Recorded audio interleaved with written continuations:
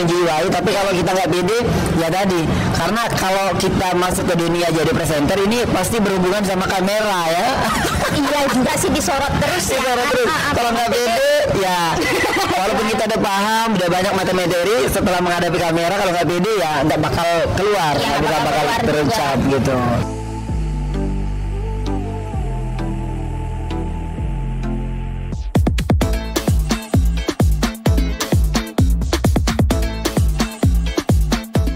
Assalamualaikum warahmatullahi wabarakatuh. Hai Sobat CDD, kembali lagi bersama saya Ismi di CDD Talk. Oke, so hari ini kita bersama dengan Bang Deddy Prabu ya dari RRI.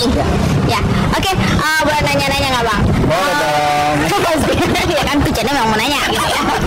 Tadi Bang Deddy di RRI ini sebagai sebenarnya reporter.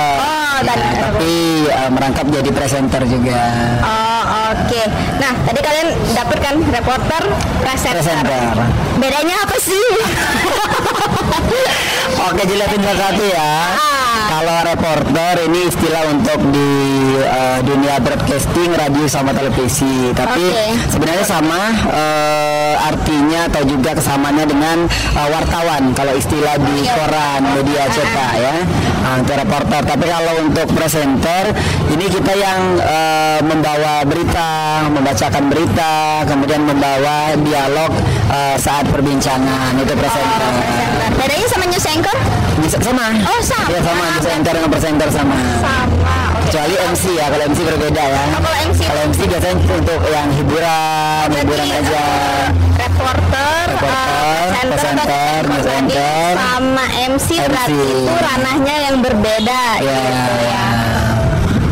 Oke, jadi Bang Deddy ini tuh sekarangnya presenter kan ya? Sekarangnya presenter ya. Untuk hari ini ya di podcast ini. Sekarang ini presenter gitu. Oke, sip. Oke. Oke, Bang Deddy boleh nggak sharing apa aja yang harus dimiliki oleh seorang presenter? Presenter ya. Atau mau jadi presenter itu kayak gimana sih? Baik.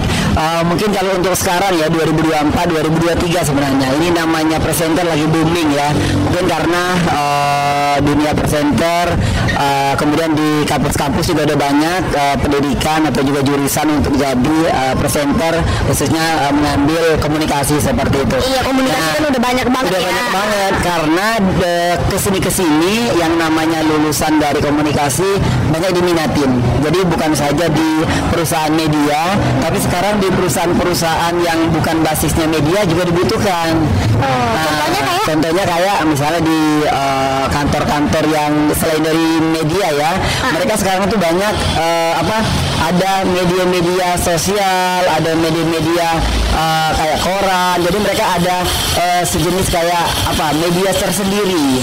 Nah, ini mereka yang difungsikan bikin podcast, kemudian bikin pemberitaan yang diisi oleh teman-teman yang dari komunikasi digital kreator gitu. Ya, itu. Nah, kalau untuk basic sendiri sebenarnya yang harus dibutuhkan yang benar-benar harus dibutuhkan oleh seorang presenter sebenarnya ini aja. Selain dari ilmu misalnya kita dari jurusan komunikasi, yang kedua sebenarnya PD ya, harus PD ya, PD. Iya sih, kalau nggak PD ya susah juga. Susah juga ya, walaupun kita udah dari kuliah komunikasi, dari segi materinya udah bisa, udah sangat menjiwai. Tapi kalau kita nggak pede, ya tadi. Karena kalau kita masuk ke dunia jadi presenter ini pasti berhubungan sama kamera ya. Iya juga sih, disorot terus ya. Kalau nggak pede, ya walaupun kita udah paham, udah banyak materi, setelah menghadapi kamera kalau nggak pede ya nggak bakal keluar, nggak bakal terucap gitu. Yang pertama dari pemahaman materi, yang kedua PD, itu sih. PD. Kalau ke public speaking itu, kemampuan public speaking itu? Kalau public speaking jujur, kalau ini pengalaman pribadi ya, Kak Ismi ya, karena saya sebenarnya dari backgroundnya sarjana hukum Islam ya, Bang. Oh, berarti jauh ya sebenarnya ya. Tadi kan kita membahasnya ini kan tentang komunikasi. Komunikasi ya. Backgroundnya komunikasi. Komunikasi. Ternyata Bisa ya dengan backgroundnya komunikasi juga bisa. Bisa. Gitu ya. Itu karena pede, dan yang kedua tadi ala bisa karena biasa. Oke. Ala bisa karena biasa. Mungkin nggak sih yang non komunikasi ini tuh ternyata tantangannya lebih besar dibandingkan mereka yang memang backgroundnya komunikasi. Mungkin sekali. Sangat mungkin. Sangat mungkin ya. Sangat mungkin. Karena yang pertama yang background pendidikannya memang di luar dari komunikasi, kita kan Iya. untuk basicnya nggak ada ya. Jadi benar-benar ketika di lapangan ini yang kita pelajari. Tapi yang nilai plusnya kita yang memang dari luar komunikasi jadi tantangan, jadi tertarik. Oh, Iya. asik juga rupanya. Dan itu yang saya alami ketika benar-benar ingin belajar, ya mudah akhirnya dicerna. Apalagi tadi Bang Beji bilangnya backgroundnya Bang Sarjana hukum Islam. sarjana hukum Islam. Yang mana kita tahu hukum itu kan kaku banget nggak sih bahasanya? Kayak yang Benar-benar. bener banget kan kaku gitu kan. Sementara Ini kalau hukum juga ya? Kenapa ya? Oh, enggak ya? pendidikan, Oh, pendidikan jadi ya. lebih suka apa ya namanya kayak Belajar. sana sini nih, Ya. sana sini kayak gitu. Lebih suka memperhatikan gitu. Karena kan ada teman-teman lulusan hukum kayak mereka tuh memang kaku banget Benar. gitu loh pembawaannya. Benar. Tapi bisa nyasar jadi presenter, sementara presenter itu kan kita butuh yang Acak, iya, ngomong gitu ya. luwes gitu ya, Luwes. fleksibel Ini juga. Pengalaman juga mungkin berbagi pengalaman kemarin pas waktu kuliah dari sarjana hukum Islam, tapi di kuliah saya aktif di organisasi media. Jadi di sana belajar gimana cara mewawancarai, gimana cara bikin berita, dan ya di sana akhirnya Dengan secara otodidak dapat dikit nih Dapat ilmunya. Oke, setelah Dan- terjun langsung ternyata wah kayak gini ya ternyata. ini hasilnya ya sekarang ya. Pernah pengalaman buruk nggak jadi selama jadi presenter? Pengalaman buruk, kalau pengalaman buruk sejauh ini nggak ada ya, tapi pengalaman yang bisa dibilang berkesan karena kita namanya presenter, apa yang kita ucapkan, kemudian dari kata-kata yang dikeluarkan ini benar-benar diperhatikan ya sama pendengar dan juga pemirsa kalau yang visual. Nah ini pengucapan ini yang artikulasi ya, dan ada yang kata-kata ini yang pengalaman yang tidak bisa saya lupakan.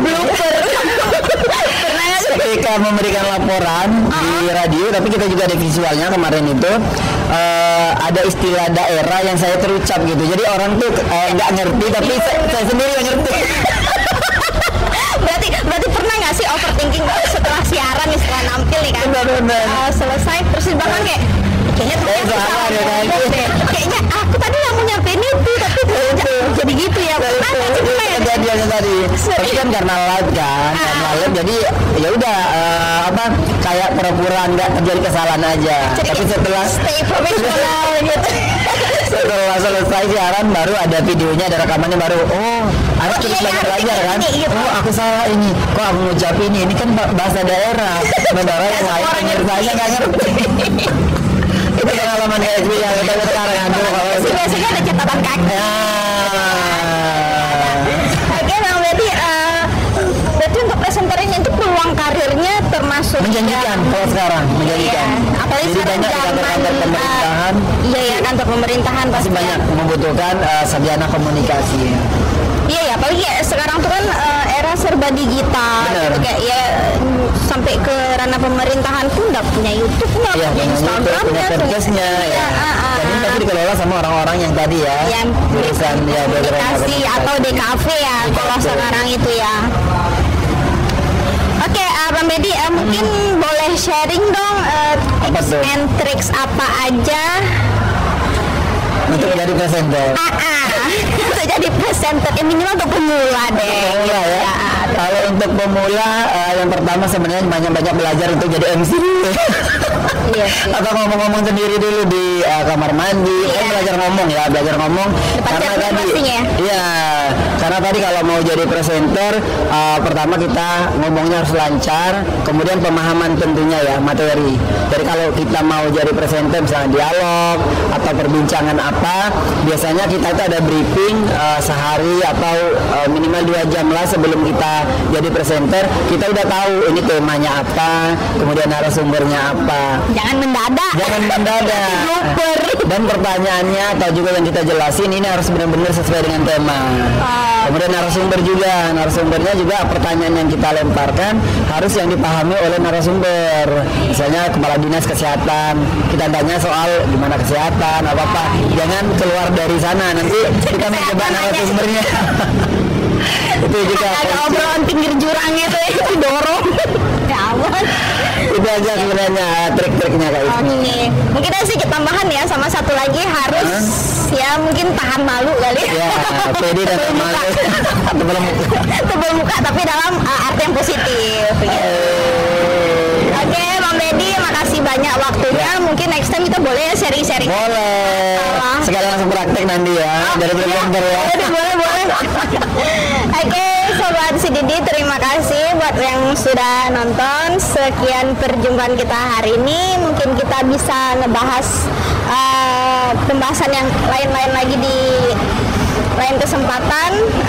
Saya Ismi dan Dedi Prabu. Pamit. Assalamualaikum warahmatullahi wabarakatuh.